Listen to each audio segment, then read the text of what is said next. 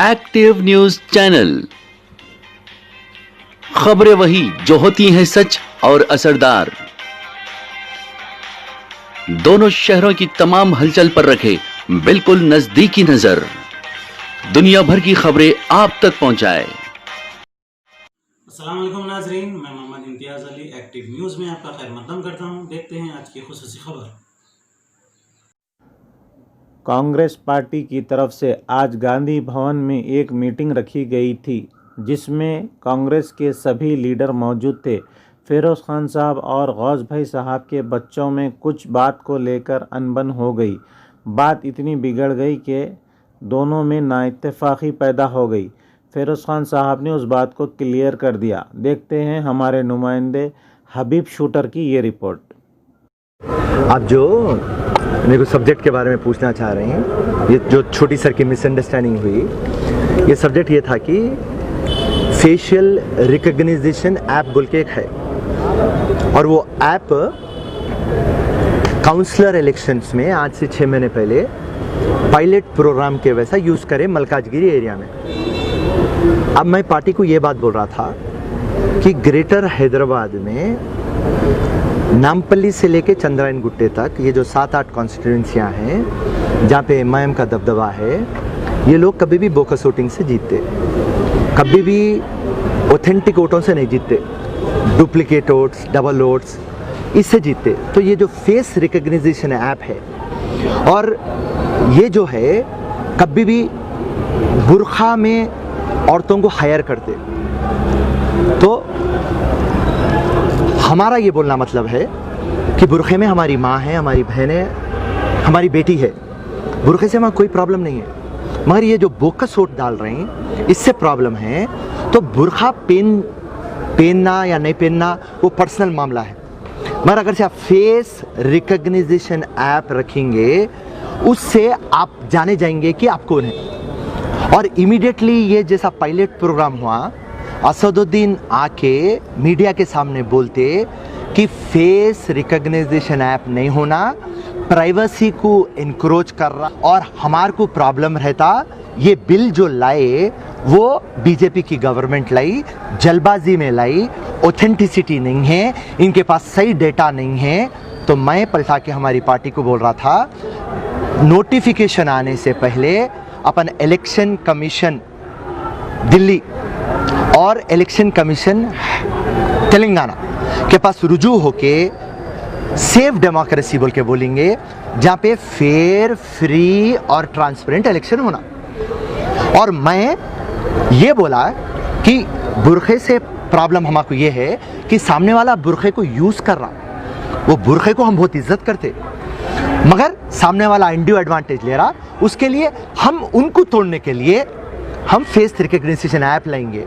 तो उसमें हमारे चंद 2-3 भाइयों को मिसअंडरस्टैंडिंग हुई, फिर हम समझा दिए उनको, वो उन्होंने भी समझ गए और आप लोग भी समझ गए। और रही बात आज की जो मीटिंग है, पूरे division presidents, contested MLAs, contested MPs, ward presidents और ब्लॉक प्रेसिडेंट्स, इनकी मीटिंग थी कि एक स्ट्रैटेजी डिसाइड करेंगे कि आने वाले चुनाव को टीआरएस को, बीजेपी को हम किस तरीके से काउंटर करेंगे।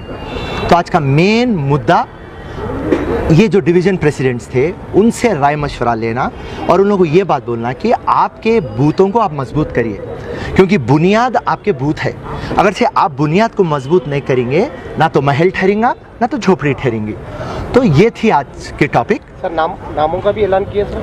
नहीं, आज अभी बहुत वर्कआउट बाकी है, इमीडिएटली करने वाले हम नहीं हैं। राइट, चंद गलतियाँ पहले हो चुके हैं, अब इंशाल्लाह नहीं होंगे। एंड मेरी फिरोज़ खान की कांग्रेस के जानिब से हमारे कैडर को गुजारिश थी, और पूरे हमारे ग्रेटर हैदराबाद के कैडर को गुजारिश थी कि आप आपके बूथ लेवल को मजबूत करिए, बोकस वोटां देखिए। और डीलिमिटेशन सही नहीं है। डीलिमिटेशन जो सब्जेक्ट है, आपको जितना पॉपुलेशन है आप उतने वार्ड्स रहना। एक वार्ड 20,000 का है, 30,000 का है, एक 70,000 का है, और जोग्राफिकल बाउंड्रीज को फॉलो नहीं करा।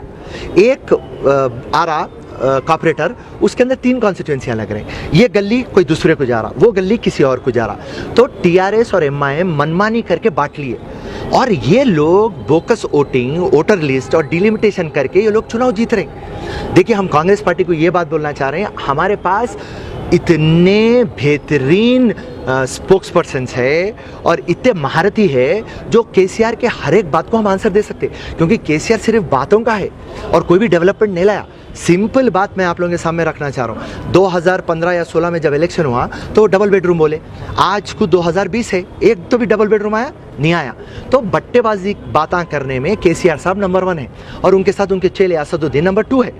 तो हम ये बात बोले कि ओके भाई, जो भी उनके मुद्दे रहेंगे उनको हम काउंटर करेंगे, ये छोटी बात है हमारे लिए, मगर जो बुनियादी ना काम करे, डिलिमिटेशन और बोकस ओटा है, इसको हम कंट्रोल में ला लेंगे तो बराबर कांग्रेस मजबूत होंगी। आज पब्लिक टीआरएस से थक गई, आज एमआईएम से थक गई, वो लोग को अल्टरनेटिव चाहिए, मगर वो लोग घरों से निकलते उससे पहले उनके वोटां दल जाते। आपके पास आपका कार्ड रहता, आप आपके बूथ में जाते, लिस्ट में आपका नाम नहीं रहता, आपको कहाँ की दूसरे बूथ में नाम रहता, तो इसको क्या बोलते हैं, जंपिंग बूथ। तो ये पूरे मैकेनिज्म चीटिंग के टीआरएस और एमआईएम कर रही।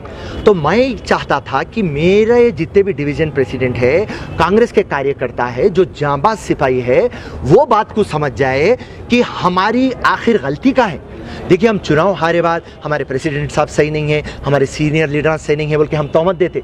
वो लोग क्या करेंगे जब बुनियाद पे हम बात सही नहीं कर रहे हैं। मैं आज क्लियर कट एक बात बोला, हमारे उत्तम कुमार रेड्डी साहब 5 साल से पीसीसी प्रेसिडेंट है। आज मैं जाति घर में रहता हूँ मगर वो किराए के घर में रहते। 5 टाइम एमएलए है, आज के प्रेजेंट एमपी है, पीसीसी प्रेसिडेंट है, उसके बाद भी उन्होंने किराए के घर में रहते। उनको एक किराए का घर बंजारा हिल्स में है और जब मैं उनके कोदाड़ उनकी बीवी के इलेक्शन में गया तो वहाँ जाके देखा तो वहाँ पे भी उन्होंने किराए के घर में। इतनी ईमानदारी से कैप्टन साहब हमारे काम करते। हमारे लोग बाहर निकल के बोलते नहीं भाई हमारी हाई कमांड सही नहीं है, हमारे प्रेसिडेंट साहब सही नहीं है। तो मैं हमारे जांबाज सिपाहियों से ये गुजारिश करा कि आज कांग्रेस को आपकी ज़रूरत है, आज कांग्रेस के विकास के लिए, कांग्रेस के बुलंदी के लिए, कांग्रेस को मजबूत करने के लिए आप लोग मिलके आइए और हम मिलके एक फाउंडेशन बनाएंगे, कुर्बानी देंगे और कल हम रहो या ना रहो आने वाली नस्लों को एक मजबूत कांग्रेस देंगे। क्योंकि यहाँ से बूथ लेवल से ये खोखला कर दिए, जागो, खाली टिकटा न को पूछो, टिकटा पूछने से कुछ आता नहीं, बुनियादी काम करिए। मैं दिल जलावा हूँ, 3 टाइम नामपल्ली में चुनाव हारा, 3 टाइम 50,000 वोट लाया, मगर मैं चुनाव हारा क्योंकि मेरे पास भी बूथों में प्रॉब्लम है। आज मेरी नामपल्ली की आवाम मेरे को पलट के बोलती कि फिरोज़ खान हम खाना नहीं खाए, उनके बच्चे बोलते फिरोज़ खान हम खाना नहीं खाए क्योंकि आप हार गए। आप टेक्निकली हार गए होंगे मगर आप हमारे हीरो है, आप हमारे एमएलए है। तो मेरी आवाम को धोखा दिए। काश मैं जीता तो आज मैं उनके मुस्तकबिल बना सकता था। ये लोग चीटिंग करके, चोर वोटां ले लेके, बेमानी के वोटां ले लेके ये लोग आज पावर में हैं। तो एक दिल जला जो रहता, क्योंकि नामपल्ली से मेरे को मोहब्बत है, एक दिल जला आशिक जो रहता आज अपनी दिल जलाई बता रहा था कि मैं हारा नहीं, मैं जीता हुआ हूँ। आवाम की नज़र में, अल्लाह की नज़र में, मेरे माँ बाप की नज़र में। मगर ये साले बट्टेबाजा बोकसिंगा करते, फिर चुनाव में अपने को बोकसिंगा करते, फिर कांग्रेस को हरा देते। तेलंगाना 200 कांग्रेस है, आज हम बाहर वाले हो गए और ये घर वाले हो गए। हम ये गलतियाँ कर रहे हैं। एक तेलंगाना आज मजबूती से काम करके बोकस वोटों को पकड़ेंगा और उसके बाद में डिलिमिटेशन प्रॉपर करेंगा तो हम सारे तेलंगाना को एक मिसाल बन जाएंगे। और ये कॉर्पोरेटर हम जीतेंगे तो सारे तेलंगाना में एक आवाज़ गूंज उठेंगी कि आने वाले एमएलए इलेक्शंस के अंदर तेलंगाना में कांग्रेस का परचम लहराने वाला है। ये मैसेज देने के लिए मैं मेरे जांबाज सिपाहियों से ये गुजारिश करा, कांग्रेस की आन बान शान के लिए आज मैं तुम्हारी कुर्बानी चाहता हूँ। एक ही आवाज़ में बोलो कांग्रेस पार्टी जिंदाबाद, एक ही आवाज़ में बोले राहुल गांधी जिंदाबाद, एक ही आवाज़ में बोले सोनिया गांधी जिंदाबाद, एक ही आवाज़ में बोले उत्तम कुमार रेड्डी, एक ही आवाज़ में बोले। और आज भी हम एक ही आवाज़ में बोल रहे हैं। छोटे मोटे चीज़ें हमारे घर में होते, ये हमारी घर की बात है। कोई भी रहो, वो मेरे बड़े भाइयाँ हैं। और फिरोज़ खान आपके चैनल के सामने बोल रहा, कांग्रेस को मजबूत करने के लिए सबसे छोटा कार्यकर्ता भी है तो मैं उससे माफ़ी चाहूँगा, मैं उसको गले लगा लूँगा क्योंकि कांग्रेस को बुलंदी पे देखना चाह रहा फिरोज़ खान। जय हिंद, जय Congress. Active news channel, managing director and editor Mohammad Imtiaz Ali. For more details and advertisement on this channel, please contact on this number. And do not forget to like,